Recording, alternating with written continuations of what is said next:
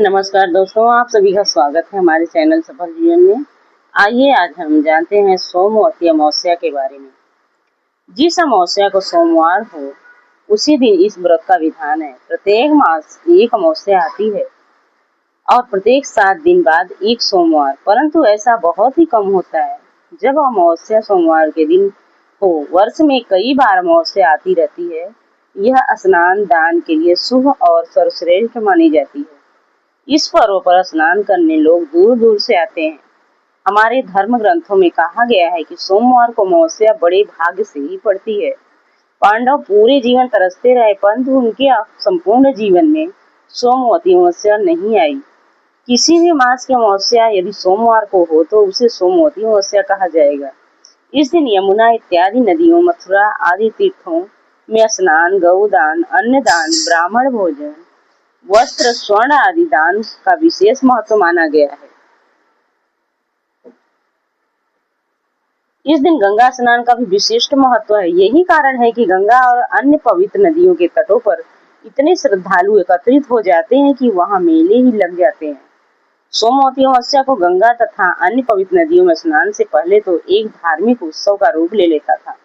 नीरज सिंधु व्यास के वचन अनुसार इस दिन मौन रहकर स्नान ध्यान करने से सहस्त्र गोदान का पुण्य फल प्राप्त होता है।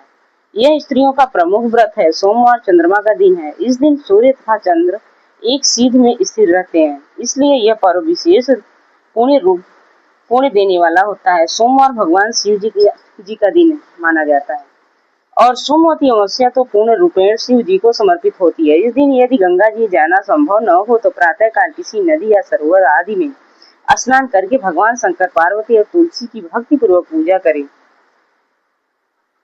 फिर पीपल के वृक्ष की 108 परिक्रमा करें और प्रत्येक सोमवार में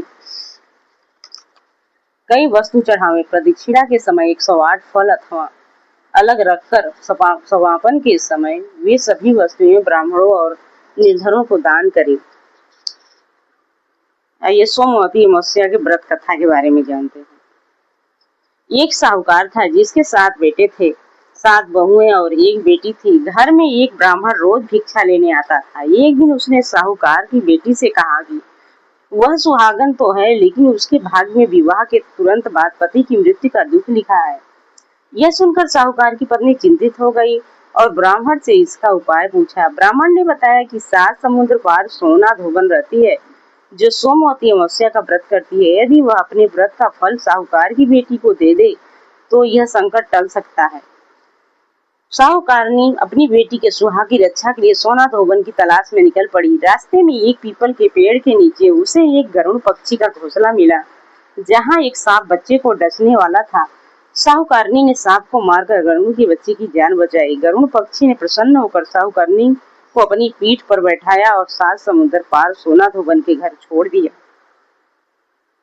सोना धोबन के घर में कलह रहती थी। साहूकारनी ने छिपकर रात भर उनके घर का सारा काम करना शुरू कर दिया। इस निस्वार्थ सेवा से प्रभावित होकर सोना धोबन ने उससे मिलने का निर्णय लिया। जब साहूकारनी ने अपनी बेटी के संकट के बारे में बताया तो सोना धोबन ने उसे वचन दिया कि वह उसकी बेटी को अपने व्रत का फल प्रदान करेगी। विवाह के समय जब दूल्हे को सांप ने डसा तो सोना धोबन ने अपनी पूरी निष्ठा से सोमवती अमावस्या के व्रत का फल साहूकार की बेटी को अर्पित कर दिया। इसके पूर्ण प्रभाव से दूल्हा तुरंत जीवित हो उठा और संकट टल गया। जब सोना धोबन घर लौटी तो उसने देखा कि उसके पति की मृत्यु हो गई। उसने रास्ते में की गई सोमवती अमावस्या के व्रत की परिक्रमा और पुण्य फल का अपने पति को दे दिया, जिससे वह भी जीवित हो गया। सोना धोबन के घर आए ब्राह्मण को जब चमत्कार का पता चला तो उसने पूरे नगर में इस व्रत की महिमा का प्रसार किया। अंत में कथा सुनने और सुनाने वाले सभी भक्तों पर सोमवती अमावस्या कृपा बनी रहे। यही इस कथा का सार है। हर हर महादेव।